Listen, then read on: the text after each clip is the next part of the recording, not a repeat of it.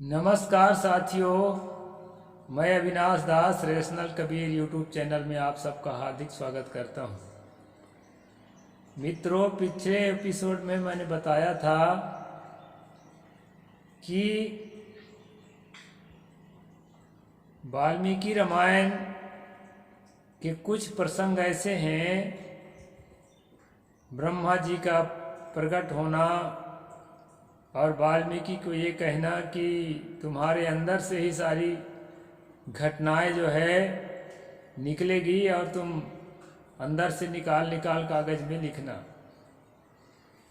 नारद ने जो संक्षेप में तुम्हें कहानी बताई है उसको विस्तार में लिखो। इसमें जितने किरदार हैं, जितने पात्र हैं, सबके जीवन की सारी घटनाएं तुम्हारे अंदर से निकलेगी और तुम लिखते जाना। और वाल्मीकि ने ऐसा ही किया। तो इससे ये समझ में आता है दोस्तों कि वाल्मीकि ने कल्पना करके किस किताब को लिखा है, और जो नारद द्वारा संक्षेप में बताए जाने की बात है वो जैसे बौद्धों के जातक कथाओं में दशरथ जातक है, इस प्रकार से पूर्व से प्रचलित कुछ उपाख्यानों को संकलित किया गया नारद के संक्षेप में बताने का मतलब, और उन्हीं उपाख्यानों में विस्तार कल्पना से किया गया, ऐसा माना जा सकता है। क्योंकि पीछे जो प्रसंग हम पढ़ाए हैं उसके आधार पर मैं ऐसा कह सकता हूँ साथियों। लेकिन आज का प्रसंग थोड़ा अलग है। अलग क्या है, उससे ठीक उल्टा है।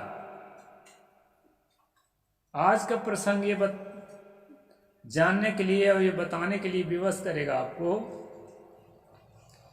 कि क्या वाल्मीकि भी काल्पनिक किरदार है। साथियों, ये किताब मेरे ख्याल से सल्तनत काल में लिखी गई होगी, उससे और बहुत पहले का मुझे नहीं लगती है। हालांकि लेखक लोग तो ईसा के 300 वर्ष पहले से 300 वर्ष पीछे तक वाल्मीकि काल के रचना की बात बताते हैं इतिहासकार लोग, लेकिन साथियों मेरा भरोसा नहीं होता।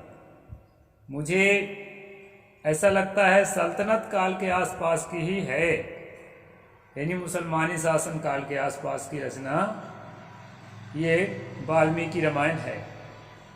क्योंकि जिस वाल्मीकि को ऐतिहासिक कहा गया है, यहाँ वाल्मीकि भी काल्पनिक सा लगता है। उसका कारण मैं बता सकता हूँ आपको इसी से निकाल करके। अभी जो है तीसरा और चौथा सर्ग बालकांड का मैं पढ़ने जा रहा हूँ, उसको आप ध्यान देना। वो बताएगा कि वाल्मीकि कौन है। साथियों, मिडिल क्लासेस में आप लोगों ने पढ़ा होगा अहम त्वमेदम, अहम त्वम इदम, मैं तुम वह। संस्कृत व्याकरण में या हिंदी व्याकरण में भी उत्तम पुरुष, मध्यम पुरुष और अन्य पुरुष, ये तीन चीज आप पढ़े होंगे दोस्तों। उत्तम पुरुष मैं के लिए प्रयोग होता है, मध्यम पुरुष तुम के लिए प्रयोग होता है, जो सामने वाला दूसरा व्यक्ति है उसके लिए, और अन्य पुरुष मैं और तुम के बीच में जिसके विषय में बात चल रही है, जो यहाँ तो नहीं है लेकिन है, वो अन्य पुरुष को तीसरा व्यक्ति के रूप में माना जाता है। दोस्तों, मैं यदि वाल्मीकि ऋषि के बारे में कुछ लिखूंगा तो मैं कहूँगा वाल्मीकि ने ऐसा कहा, और वाल्मीकि ऋषि यदि मेरे सामने हैं तो मैं कहूँगा कि वाल्मीकि जी आपने ऐसा कहा, या मेरे से मैं मान लो उनसे बड़ा हूँ, ऐसी स्थिति में कहूँगा वाल्मीकि तुमने ऐसा कहा, आपने या तुमने, मर्यादा के अनुसार दो में से एक शब्द बोलूँगा। यानी वो सामने वाले को कुछ कहने का अभिप्राय होगा। लेकिन वाल्मीकि ऋषि मेरे सामने नहीं हैं, मैं आपसे बात कर रहा हूं, तो मैं कहूंगा वाल्मीकि ऋषि ने ऐसा कहा। तो साथियों, आज के अध्याय में मैं यही बताऊंगा कि यहाँ बालकांड में जो कुछ श्लोक मिले हैं और भी मिलेंगे, लेकिन एक वानगी लेने के लिए, बात को समझने के लिए इतना पर्याप्त है कि वाल्मीकि जो है, वाल्मीकि के बारे में एक दूसरा व्यक्ति ये रामायण को लिख रहा है। ये बात आपको समझ में आएगी। हिंदी में टीकाकार ने अर्थ किया है, मुझे अपने से अर्थ लगाने की कोई आवश्यकता यहाँ पर नहीं है। श्रुत्वा वस्तु समग्रम तद्मात् सहितम हितम व्यक्त मंत्रे देश भूयो यद वृत्तम तस्य धीमतः। ये श्लोक नंबर 1 है। नारद जी के मुख से धर्म, अर्थ एवं काम रूपी फल से युक्त हितकर मोक्षदायक तथा प्रकट और गुप्त संपूर्ण रामचरित्र को, जो रामायण महाकाव्य की प्रधान कथा वस्तु था, सुनकर महर्षि वाल्मीकि जी बुद्धिमान श्री राम के उस जीवन वृत्त को पुनः भली भांति साक्षात करने के लिए प्रयत्न करने लगे। बात समझना दोस्तों, यहाँ पर वाल्मीकि नहीं कह रहा है, एक अन्य व्यक्ति कह रहा है वाल्मीकि के बारे में। वाल्मीकि जी बुद्धिमान श्री राम के उस जीवन व्रत का पुनः भली भांति साक्षात करने का प्रयास करने लगे। ये तीसरा सर्ग के पहला श्लोक है। यानी कि अगर स्वयं वाल्मीकि कहते तो मैंने ऐसा प्रयास किया, मैंने ऐसा प्रयत्न किया, मेरे द्वारा ऐसा प्रयत्न किया गया, इस तरह कुछ कहना पड़ता।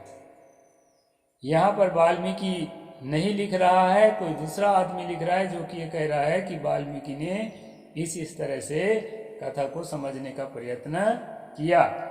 फिर आगे दोस्तों तीसरा चौथा श्लोक में भी लगभग इसी प्रकार है, ये पूरा ही है लगभग। वे कुशाग्र, वो पूर्वाग्र कुशों के आसन पर बैठ गए और विधिवत आचमन करके हाथ जोड़े हुए स्थिर भाव से स्थिर हो योग धर्म समाधि के द्वारा श्री राम आदि के चरित्रों का अनुसंधान करने लगे।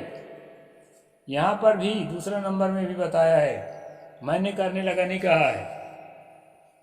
श्री राम, लक्ष्मण, सीता तथा राज और रानियों सहित राजा दशरथ के संबंध रखने वाली जितनी बातें थी, हंसना, बोलना, चलना और राज पालन आदि जितनी चेष्टाएं हुई, उन सब का महर्षि ने, मैंने नहीं, वाल्मीकि यदि स्वयं लिखते तो महर्षि ने ऐसा किया, ये ना कह करके मैंने ऐसा किया, ऐसा कहते, अपने योग धर्म से भली भांति साक्षात किया।